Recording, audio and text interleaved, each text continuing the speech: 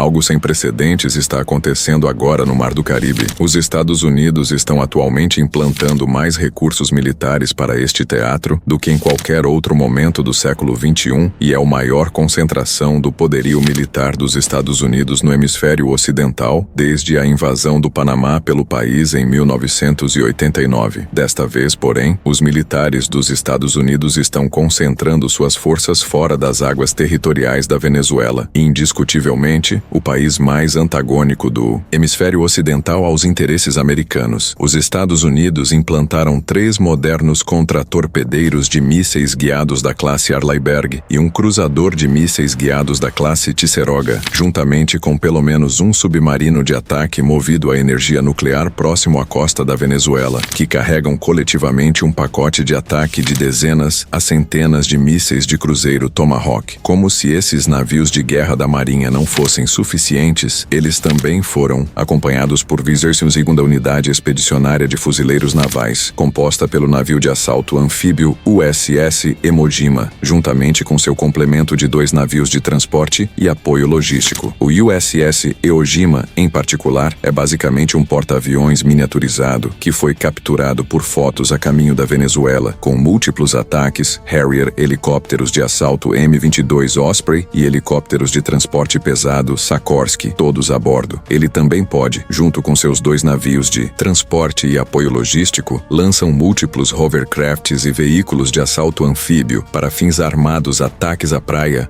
também sob sua cobertura aérea. Mais de 2.500 fuzileiros navais dos Estados Unidos foram implantados aqui com o USS, junto com cerca de 2.000 marinheiros pertencentes ao complemento naval com os contratorpedeiros, o cruzador e o submarino. E além de todo esse poder de fogo, os Elysiara também implantaram um navio de combate literal para o teatro também, o USS Minneapolis St. Paul, elevando o número total de navios destacados no teatro até agora, até 9. Enquanto pelo menos mais 10 caças F-35 também foram enviados para aeródromos em Porto Rico. O propósito oficialmente declarado pela administração Trump para a implantação de todos esses ativos perto da Venezuela agora é simplesmente conduzir operações antinarcóticos e interromper o fluxo de drogas da Venezuela para os Estados Unidos. Mas, ao implantar navios de guerra e submarinos com propulsão nuclear, armados com mísseis de cruzeiro Tomahawk, o Harrier, aeronaves, caças F-35 e milhares de fuzileiros navais prontos para um ataque à praia, parece ser um exagero para isso. Uma espécie de missão solitária contra traficantes de drogas que, na maioria das vezes, não usam nada mais avançado do que lanchas motorizadas. A maioria. As drogas entram nos Estados Unidos hoje pela costa do Pacífico, enquanto muitas outras chegam por via aérea. Nenhuma delas é da flotilha. Sendo montado na costa da Venezuela, será capaz de parar, o que levou a especulações desenfreadas que seu objetivo oculto pode ser tentar induzir uma mudança de regime na Venezuela, derrubando o seu presidente, Nicolás Maduro, apenas algumas semanas antes desta flotilha começar a ser montada. Os Estados Unidos, o governo dobrou a recompensa que havia colocado pela cabeça de Maduro de os 25 milhões de dólares para um valor sem precedentes de os 50 milhões de reais. A maior recompensa que o governo dos Estados Unidos já ofereceu pela cabeça de um único indivíduo na história. Para mostrar o quão sério isso, a recompensa de os 50 milhões de reais recentemente colocada por Nicolás Maduro é, em comparação, o dobro da recompensa que os Estados Unidos colocaram por outros homens anteriores em suas listas de mais procurados, como Osama Bin Laden, Saddam Hussein e o ex-líder do ISIS, Abu Bakr al-Baghdadi. Todos eles atingiram o topo da lista de recompensas dos Estados Unidos, com apenas os 25 milhões de dólares em comparação. A recompensa dos Estados Unidos sobre Nicolás Maduro hoje é o que já foi imposto a Osama Bin Laden e Saddam Hussein juntos. E os Estados Unidos também não o reconhece como presidente legítimo da Venezuela. E o próprio Maduro está longe de ser o único homem em Venezuela com uma alta recompensa dos Estados Unidos por sua cabeça. Seu ministro do Interior nomeado, Diastano Al-Shabaab Randon agora tem uma recompensa de os 25 milhões de dólares por sua cabeça também, igualando a de Osama Bin Laden recompensa. Seu ministro da Defesa, General Vladimir Padrino Lopes, tem uma recompensa de os 15 milhões de dólares, enquanto seu ministro da Indústria, Tariq Zidon Izami Madawa, tem outra recompensa de os 10 milhões de dólares, representando coletivamente os 100 milhões de dólares em recompensas oferecidas apenas a esses 4 líderes seniores do governo venezuelano. Em julho, o mês antes de todas essas recompensas serem dramaticamente aumentadas, o presidente dos Estados Unidos, Donald Trump, assinou uma diretiva secreta que autorizou os militares dos Estados Unidos a mobilizar força contra cartéis latino-americanos designados por ele governo como organizações terroristas, que inclui a organização criminosa mais infame da Venezuela, a Trenágua. Isso, a diretiva secreta mais uma vez levantou o espectro de uma interpretação do século XXI de Monroe na América Doutrina, sua justificativa histórica para intervir militarmente nos assuntos de outros estados nas Américas. O governo Trump acusa Maduro e seu círculo íntimo de administrar secretamente seu próprio cartel de bêbados chamado o Cartel dos Filhos, que a administração Trump acusa ainda de fornecer apoio material tanto a Trenágua e o cartel de Sinaloa no México, suas operações de tráfico de cocaína e fentinel nos Estados Unidos. Assim, a administração Trump levou os Estados Unidos a designar o cartel dos Suns como um grupo terrorista. Organização também, que é a justificativa que o governo dos Estados Unidos tem usado para rotular Maduro e sua comunidade círculo como terroristas Narote e colocar recompensas massivas por suas cabeças e também pode se tornar o cauteloso bele que eles usam para iniciar ataques ao governo Maduro a partir da flotilha que está sendo montada às suas costas. Deve-se notar também que há muitas controvérsias em torno do cartel dos sóis, incluindo se existe ou não. Argentina, Paraguai, Peru, Equador e República Dominicana todos se juntaram aos Estados Unidos e declararam o cartel dos sóis uma organização terrorista. O próprio Maduro nega que tal organização exista, enquanto o presidente esquerdista da Colômbia, Gustavo Petro, também rejeitou publicamente a existência do cartel e insistiu que não passa de uma ferramenta de propaganda usada para justificar a derrubada do governo da Venezuela. Vários relatórios internos nos Estados Unidos também parecem contradizer muitas das declarações de Trump. As alegações da administração aqui. Em maio, um relatório do Conselho Nacional de Inteligência que foi desclassificado concluiu que o governo Maduro provavelmente não tinha nenhuma política de cooperação com Trenágua, nem dirigiu nenhuma das ações de Trenágua operações nos Estados Unidos. Da mesma forma, o governo mexicano também afirmou que nunca encontrou nenhuma ligação entre o governo de Maduro na Venezuela e o cartel de Sinaloa no México. No entanto, as justificativas e os casos barrigas foram elaboradas e o poder de fogo colocado em prática. Tudo o que é necessário agora é simplesmente puxar o gatilho. E no dia 2 de setembro, os primeiros tiros foram disparados. Um barco transportando 11 venezuelanos em missão internacional, águas que partiram da Venezuela, foi atingido por um míssil, provavelmente disparado por um drone americano MQ-9 Reaper, matando todos a bordo. O governo dos Estados Unidos alegou posteriormente que o barco transportava uma grande quantidade de drogas e que todos a bordo eram membros de a Trenágua, que pode representar o primeiro caso de ataque letal de drones dos Estados Unidos contra uma ilha latina cartel americano desde que Trump retornou à presidência. Esta operação contrasta fortemente com o cartel tradicional procedimentos que os Estados Unidos usaram contra embarcações de tráfico de drogas no passado, que normalmente são interceptadas pela guarda costeira e invadidos para que seu conteúdo pudesse ser verificado e suas tripulações apreendidas. Explodir um suspeito de tráfico de drogas, um ataque de drones a um navio, não é algo que tenha acontecido até agora. E isso só contribuiu para a escalada acontecendo na Venezuela, já que o governo Trump acusa o governo de Maduro de manter ligações diretas para a Trenágua, adicionando ainda mais lenha à fogueira. A CNN também começou a relatar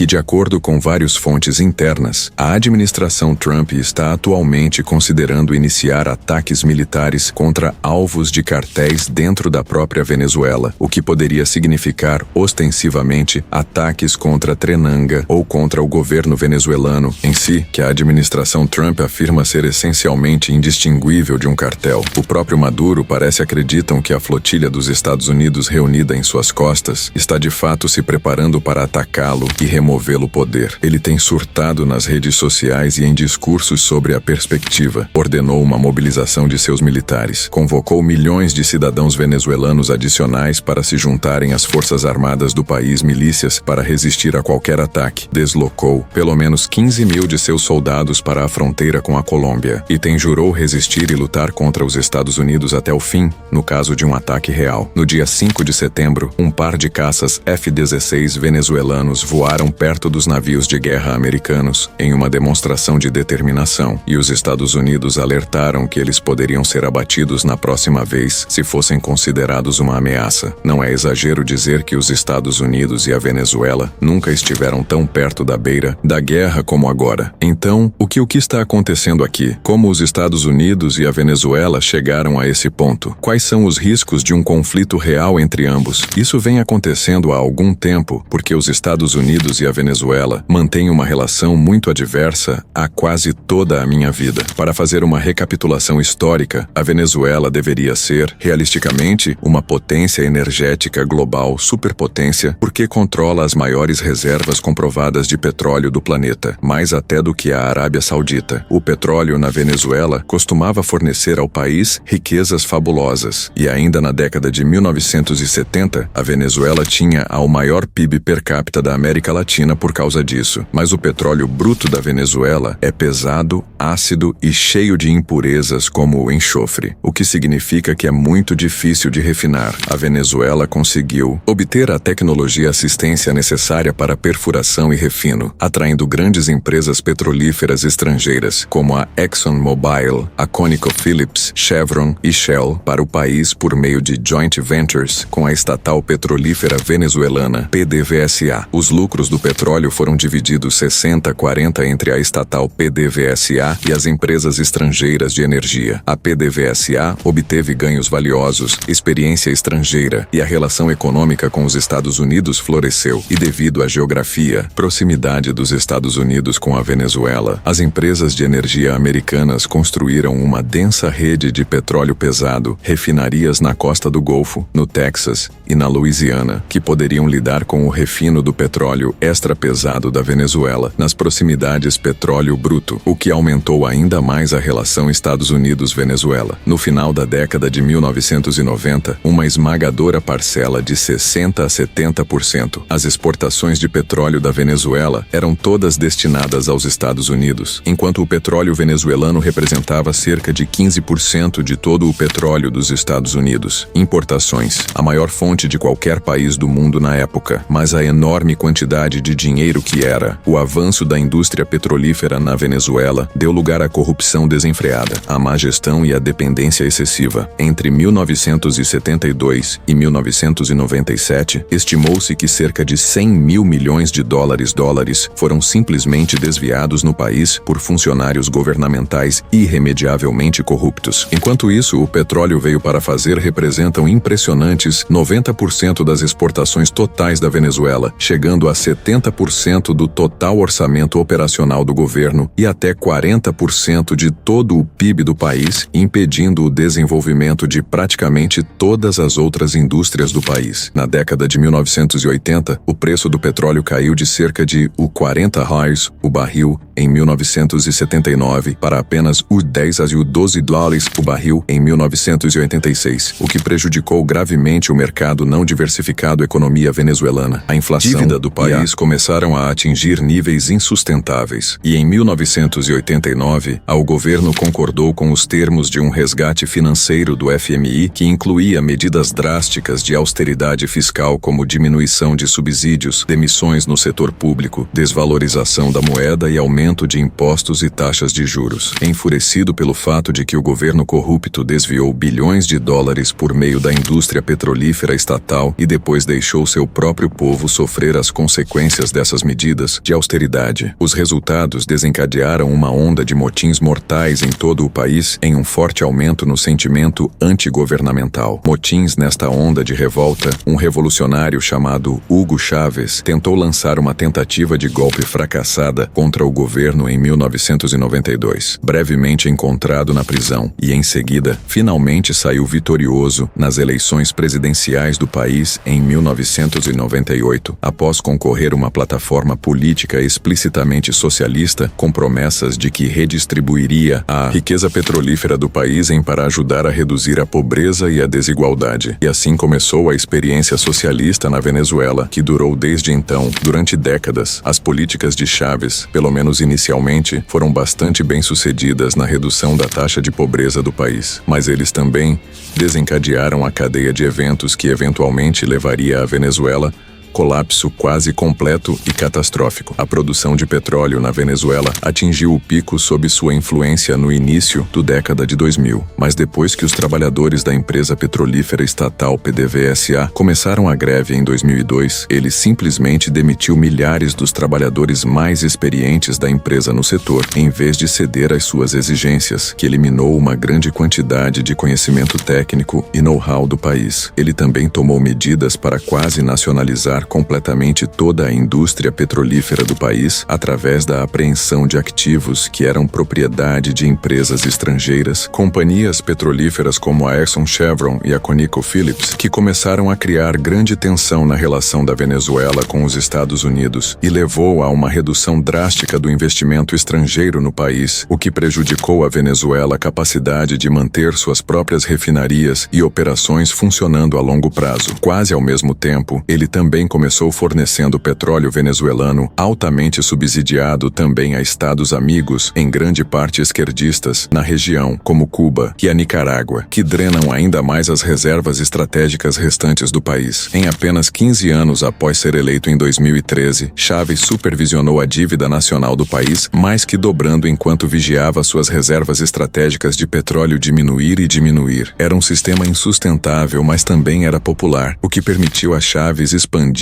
gradualmente os poderes do seu cargo para níveis quase ditatoriais. Ele eliminou os limites dos mandatos presidenciais e ele teve vários meios de comunicação independentes assediados ou até mesmo fechados. Quando ele morreu no cargo em 2013, Chávez, braço direito e vice-presidente, Nicolás Maduro, assumiu a presidência depois dele, e ele assumiu a oportunidade de rapidamente consolidar sua posição em uma ditadura completa. Em 2014, apenas um ano após assumir as coisas acabaram, o preço global do petróleo caiu novamente de mais de os $100 o barril para menos de os $30 o barril no início de 2016, o que fez com que a economia venezuelana, que ainda era extremamente dependente do petróleo, entrasse em parafuso. As generosas políticas de bem-estar social e os subsídios de Chávez que o tornaram extremamente popular entre o povo apenas funcionou enquanto o preço do petróleo permaneceu alto e a Venezuela ganhou muito dinheiro. Quando o preço do petróleo despencou sob Maduro, a nação não podia mais arcar com os gastos extravagantes da era Chávez. Protestos e tumultos eclodiram em todo o país, à medida que os serviços e os empregos foram drasticamente cortados e a inflação disparou, ao que Maduro respondeu com violência e repressão que imediatamente diminuíram sua popularidade. Em 2015, o governo Obama declarou a Venezuela uma ameaça à segurança nacional e autorizou sanções específicas contra Maduro e outros governos autoridades. Mas a verdadeira avalanche de sanções e a destruição das relações Estados Unidos-Venezuela viriam mais tarde durante o primeiro governo Trump. À medida que a crise política e econômica na Venezuela se aprofundava e Maduro crescia cada vez mais autocrática, a primeira administração Trump passou a adoptar gradualmente uma política de pressão máxima contra Maduro numa tentativa de forçar a sua destituição do cargo através de meios econômicos, especialmente após a polêmica das eleições de 2018 no país. Naquele ano, Maduro alegou ter sido reeleito para um segundo mandato de 6 anos como presidente, numa eleição que foi amplamente marcada por irregularidades, a proibição de candidatos importantes, da oposição participação eleitoral mínima e acusações de fraude. Todos os oponentes políticos de Maduro que concorreram contra ele recusou-se a reconhecer os resultados das eleições de 2018, tal como os Estados Unidos, a Austrália, a Organização Organização dos Estados Americanos e a UE. Ao mesmo tempo, muitos dos aliados internacionais de Maduro optaram por apoiá-lo e reconhecer os resultados, incluindo Cuba, Nicarágua, Rússia, Belarus, China, Coreia do Norte, Irã, Síria e Turquia, preparando o cenário para a Venezuela, tornando-se um ponto crítico na nova Guerra Fria do século XXI. O primeiro governo Trump recusou-se a reconhecer a eleição e declarou Maduro um usurpador ilegítimo quando seu segundo mandato começou em janeiro de 2019. Os Estados Unidos reconheceu Juan Guaidó, o chefe da Assembleia Nacional de Controlo da Oposição do país, como presidente interino da Venezuela. Em vez disso, cortou as relações diplomáticas restantes com a Venezuela e expulsou os diplomatas do país. Washington. Relações de longa data que duraram décadas e foram tensas durante anos foram finalmente fragmentado ao ponto da hostilidade aberta. E além de tudo isso, Trump levou os Estados Unidos a desencadear uma avalanche de novas sanções à Venezuela, também que foram concebidas para tentar encorajar a remoção de Maduro. O acesso restante ao sistema financeiro dos Estados Unidos foi eliminado, o que tornou muito mais difícil para o país tomar dinheiro emprestado e refinanciar dívidas. As sanções foram concebidas para atingir e estrangular a indústria petrolífera venezuelana. As empresas norte-americanas foram completamente proibidas da compra de petróleo venezuelano, enquanto novas sanções visavam empresas que estavam envolvidas no transporte de petróleo venezuelano para países terceiros também. Isso eliminou a capacidade da Venezuela de acessar as refinarias de petróleo pesadas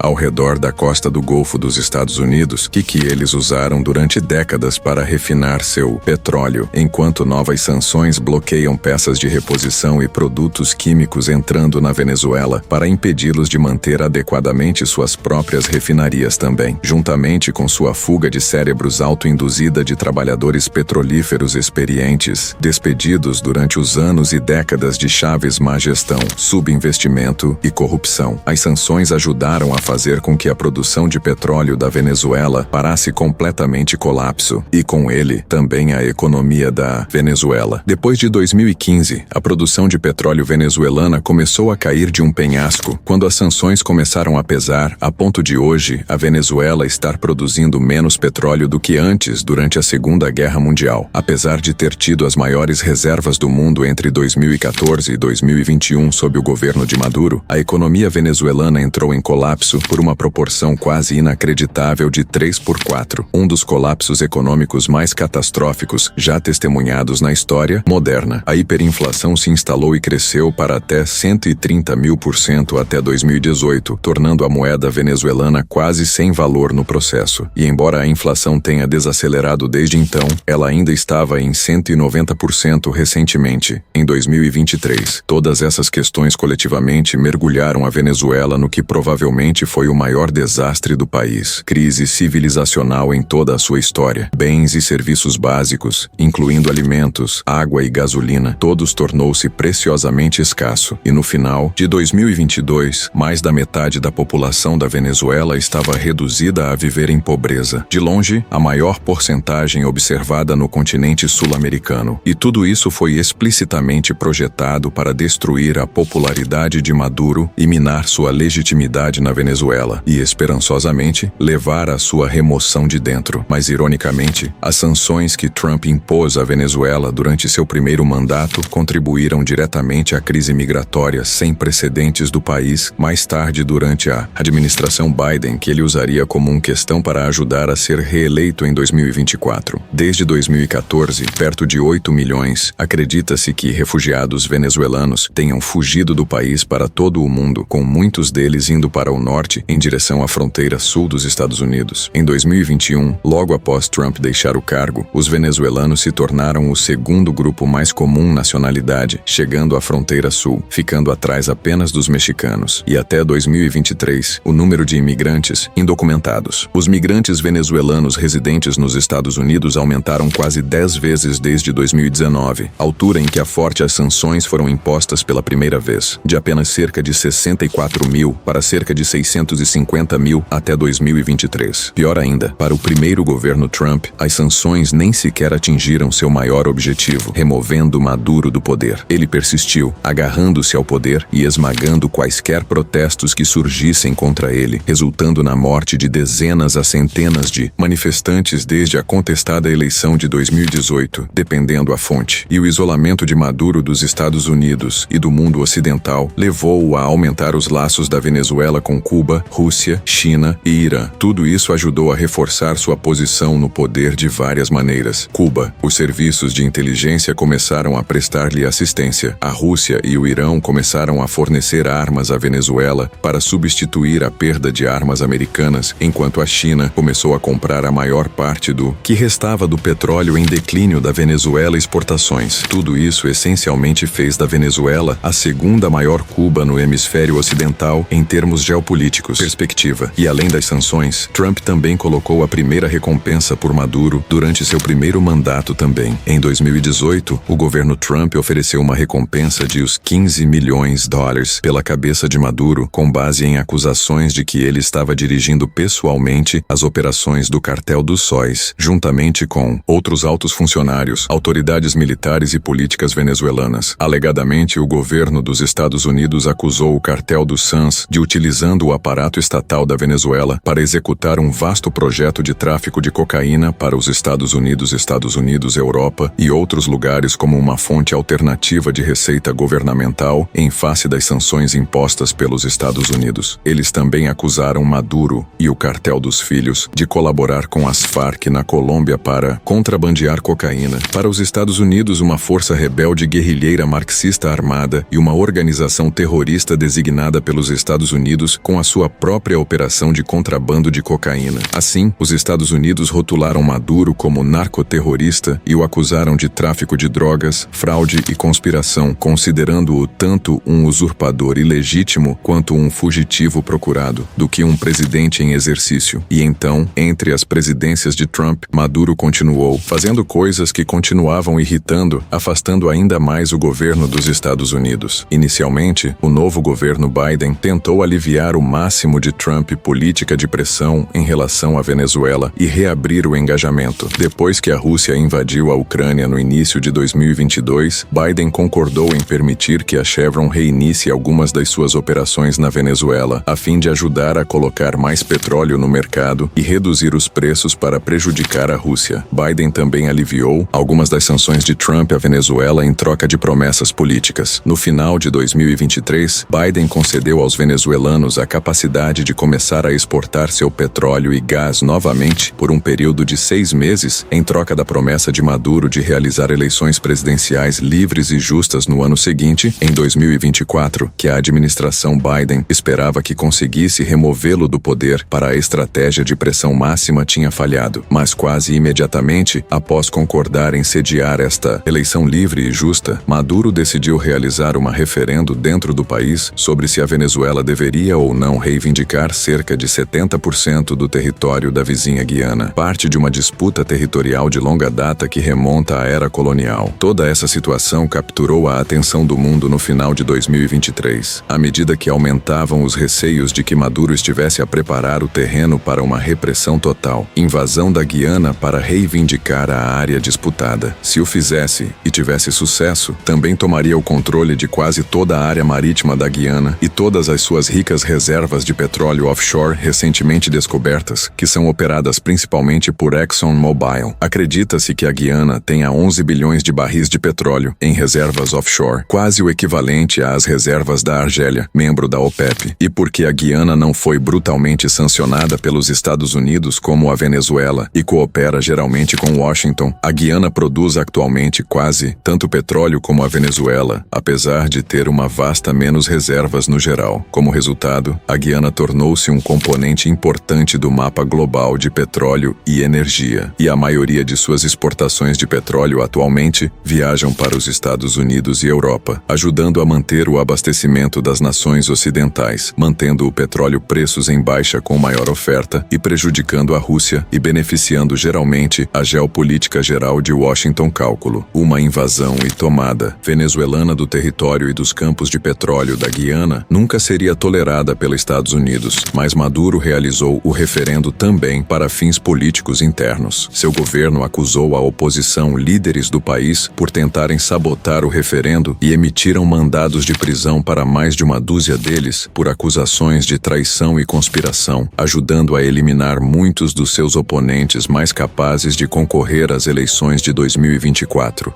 E assim frustrado, o governo Biden reimpôs várias sanções dos Estados Unidos à Venezuela novamente em abril de 2024, apenas antes das eleições presidenciais de julho no país, que também foram marcadas por controvérsia, assim como as eleições anterior de 2018. Tanto Maduro quanto seu principal candidato da oposição política, Edmundo González, alegaram vitória na eleição, mas Maduro curiosamente optou por não divulgar nenhuma contagem de votos ou resultados tabulados que realmente provar sua reivindicação de vitória. E em vez disso, ele insistiu que venceu a eleição por pouco mais de 51% dos votos total. González e a oposição, entretanto, alegaram que tinham realmente vencido por uma vitória esmagadora e apoiaram isso por evidências bastante fortes, como folhas de contagem oficiais coletadas por fiscais eleitorais da maioria dos locais de votação centros que demonstraram apoio esmagador a González. Os Estados Unidos, juntamente com quase todo o resto do Ocidente, Hemisfério, Europa,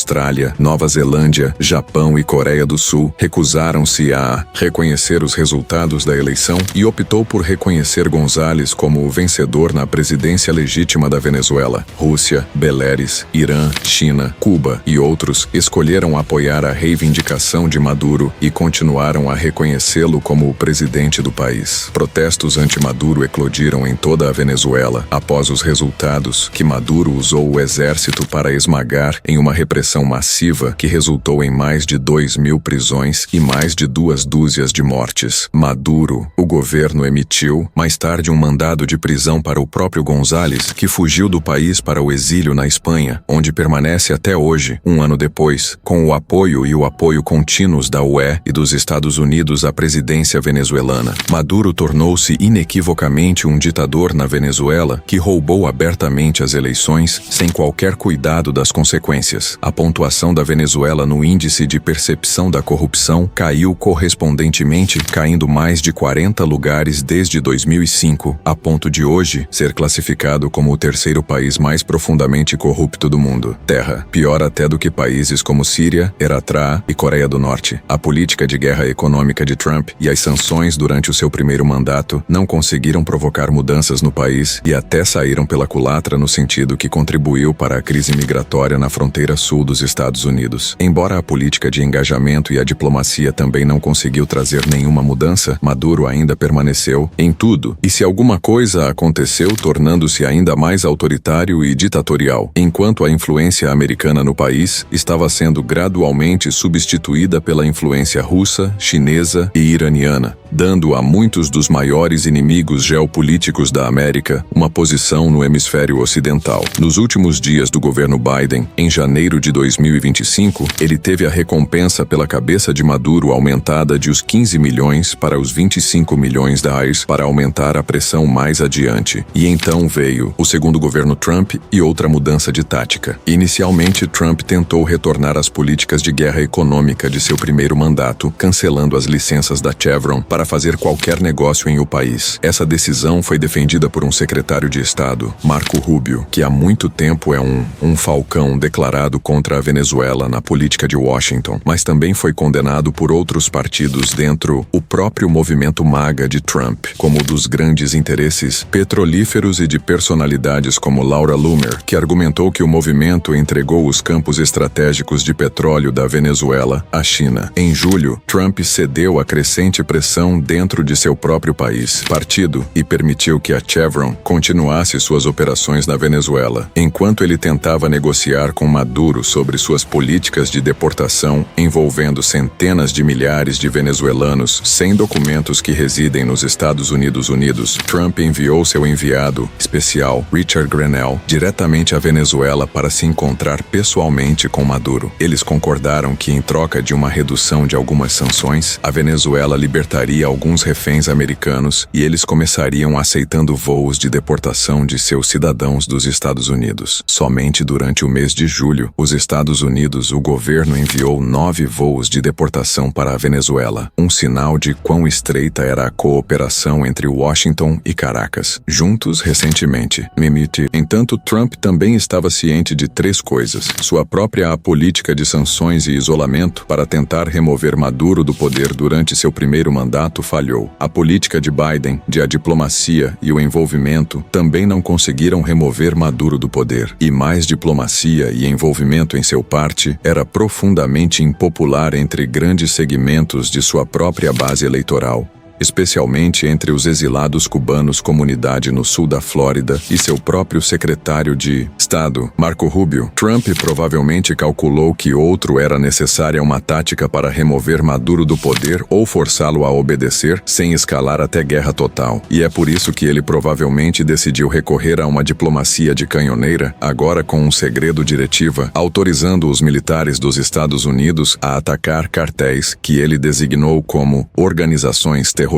Sua duplicação de a recompensa pela cabeça de Maduro para os 50 milhões e está cercando as águas territoriais da Venezuela com navios de guerra e submarinos, sem mencionar a explosão do suposto barco Trenda em águas internacionais. Trump está tentando aplicar ainda mais pressão sobre Maduro do que qualquer outra pessoa já fez antes de se livrar de Maduro no país e substituí-lo por um regime mais amigável. Faria várias coisas pelos interesses dos Estados Unidos. Primeiro, se for para ser, acreditava que o cartel dos filhos realmente existe e que Maduro está de fato usando os poderes do Estado venezuelano para se aliar a Trenaragua e a outros cartéis para contrabandear cocaína e fentanil para os Estados Unidos. Derrubando-o do poder, reduziria uma fonte significativa de drogas que entram no país. Em segundo lugar, remover Maduro do poder e substituí-lo por alguém mais amigável aos interesses ocidentais eliminaria a ameaça territorial venezuelana à Guiana e a todos os seus campos de petróleo, embora também ajudasse a reiniciar as atividades das companhias petrolíferas ocidentais dentro da própria Venezuela, o que depois de alguns anos de tempo de correção poderiam ajudar a colocar grandes quantidades de petróleo venezuelano de volta ao mercado mundial, depois décadas de ausência e negligência, o que reduziria ainda mais os preços globais do petróleo e ajudaria a aliviar a inflação e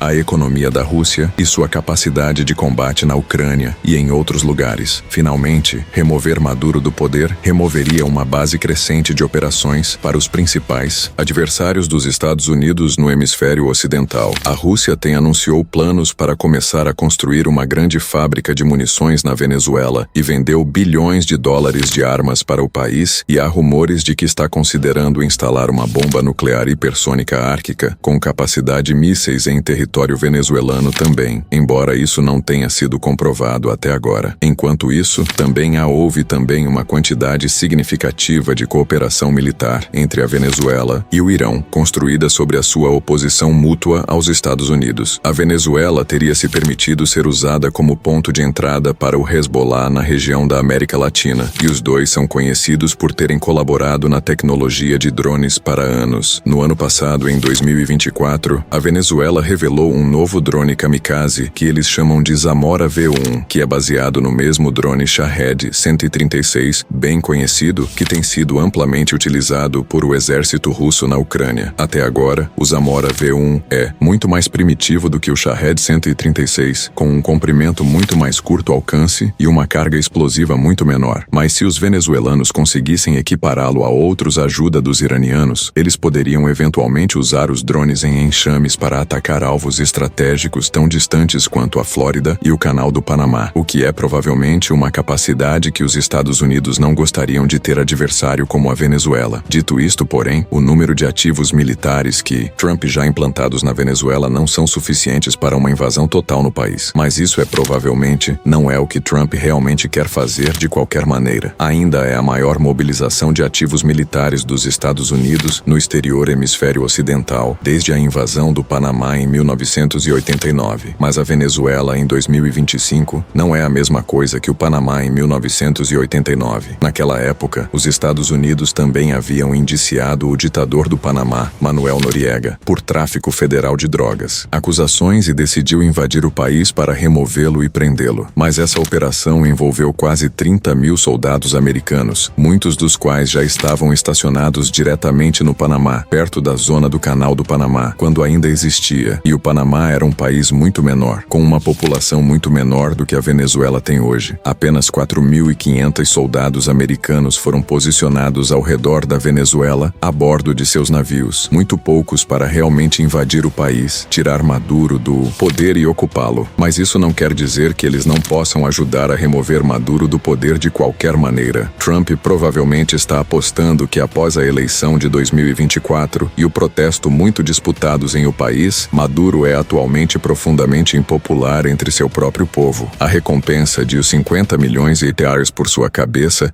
e as dezenas de milhões de dólares sobre as cabeças dos seus comparsas, juntamente com a presença de todos os navios de guerra dos Estados Unidos reunidos offshore, pode apenas tentar alguém a lançar uma rebelião com a expectativa de que os navios de guerra e o poder aéreo dos Estados Unidos dar assistência a eles, dando aos equilíbrios as forças terrestres necessárias, sem que seja necessário comprometer nenhuma delas. Semelhante à forma como o poder aéreo da OTAN ajudou os rebeldes líbios no terreno a derrubar o regime de Muammar Gaddafi em 2011. Se uma série de eventos semelhantes aconteceria na Venezuela, eu também já tenho o homem em espera que eles gostaria de substituir Maduro por Edmundo González, ainda exilado na Espanha, a quem Washington ainda reconhece como presidente legítimo da Venezuela. Os mísseis Tomahawk a bordo dos contratorpedeiros, cruzadores e submarinos com os F-35, conhecidos por serem enviados para Porto Rico, permite aos Estados Unidos decidir sobre ataques aéreos cirúrgicos contra os ativos e infraestrutura mais críticos de Maduro. Eles poderiam optar por atacar locais de narcóticos ou mesmo elementos do Estado, como locais militares e de comando ou mesmo a produção e refinaria de petróleo operacional restante da Venezuela locais. Eles poderiam até recorrer a tentativas de ataques de decapitação visando o próprio Maduro e ou seus superiores generais e oficiais. A unidade expedicionária da Marinha, embora não fosse grande o suficiente para atacar as praias e marchar até Caracas e prender Maduro sozinho, também poderia ser utilizado em um ataque mais limitado sob extensas forças aéreas cobertura para tentar prender e extrair Maduro em certas circunstâncias. Como no caso de uma grande rebelião e o caos associado no país, fazer algo assim estaria longe de ser inédito para Trump e de fato representaria sua forma preferida de empregar o poder militar dos e-mail. Durante seu primeiro governo, ele ordenou ataques com mísseis Tomahawk contra o regime de Assad na Síria em 2017. Ele ordenou um ataque das forças especiais na Síria em 2019, que matou o líder do ISIS, e recentemente veio à tona que ele também autorizou uma operação fracassada da Marinha Ataque à Coreia do Norte, que resultou na morte de 3 civis norte-coreanos. Em 2020, ele autorizou um ataque de drones em Iraque, que assassinou o comandante militar mais graduado do Irã. E já em 2025, ele lançou uma ofensiva marítima e aérea campanha contra os Houthis no Iêmen e ordenou um ataque de bombardeiros B-2 ao Irã, que explodiu o ponto mais crítico do Irã locais de pesquisa nuclear. Trump não gosta de se envolver em grandes guerras terrestres, mas gosta de usar armas aéreas cirúrgicas, ataques e incursões, e as forças que ele reuniu nos arredores da Venezuela poderiam se encaixar nesse padrão com limitações ataques contra o próprio regime de Maduro ou contra Trenaragua e outros alvos do cartel. Para lhe dar uma ideia do capacidades atuais do exército venezuelano, considere o destino do barco patrulha da Marinha Venezuelana, Neuada, em 2020. Enquanto operava em águas internacionais, o Neuada tentou interceptar um navio de cruzeiro chamado RCGS, Resolute. Os venezuelanos dispararam tiros de advertência e ordenaram que o Resolute o seguisse até um porto na Venezuela antes de colidirem com o navio Resolute e afundarem sem ninguém a bordo. O Resolute nunca fez nada. O próprio Maduro denunciou então o capitão do Resolute como um pirata e um terrorista, enquanto o ministro da Defesa venezuelano descreveu o ocorrido como um ato de agressão imperial parte do Resolute, um navio de cruzeiro. A Venezuela tem alguns caças, tanques navios de guerra e submarinos e seus drones assistidos pelo Irã. Mas as sanções que lhes foram impostas durante anos impediram-nos de adquirindo peças de reposição e realizando manutenção de rotina em muitas delas. E embora a Venezuela seja conhecida por ter o sistema antiaéreo S-300 produzido pela Rússia, que remonta à década de 2000, é provável que o F-35 mais moderno da América, caças, que estão atualmente em Porto Rico, poderiam escapar de sua detecção, enquanto os S-300 também teriam dificuldades contra os mísseis de cruzeiro Tomahawk também. Se Trump der ordem para a flotilha começar a lançar ataques aéreos em alvos dentro da própria Venezuela, em vez de limitá-los apenas a traficantes de drogas em águas internacionais,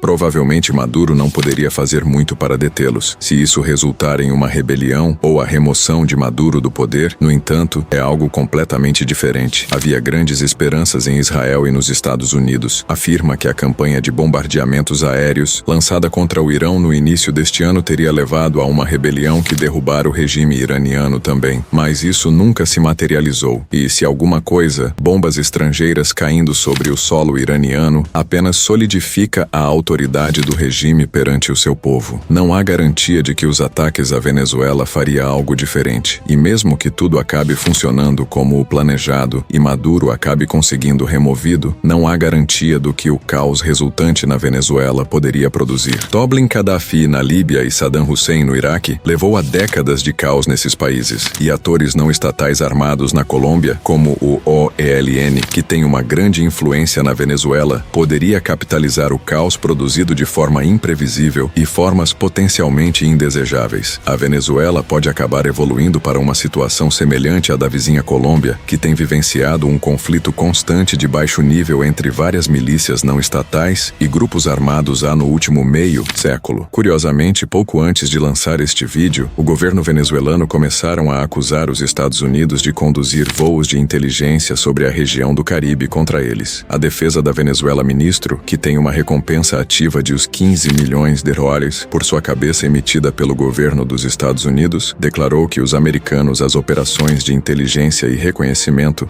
incluindo voos de espionagem contra a Venezuela, triplicaram em um mês de agosto. Isso levou o ministro da Defesa a alegar que os Estados Unidos estavam buscando uma justificativa para uma operação armada intervenção na Venezuela para remover Maduro do poder. E desde então, um dos navios de guerra da Marinha dos Estados Unidos supostamente invadiram um barco de pesca venezuelano nas águas da Venezuela. A primeira operação aparente de busca e apreensão por a Força Naval que está reunida na região. Deixe sua opinião nos comentários. E claro, se você quer continuar acompanhando revelações como essa, onde cada detalhe oculto é transformado em narrativa, inscreva-se no canal e ative as notificações. E não esqueça de deixar o seu like. Isso ajuda a fortalecer a nossa comunidade, a espalhar essa investigação e a garantir que mais pessoas tenham acesso a esse mistério envolvendo Estados Unidos e Venezuela.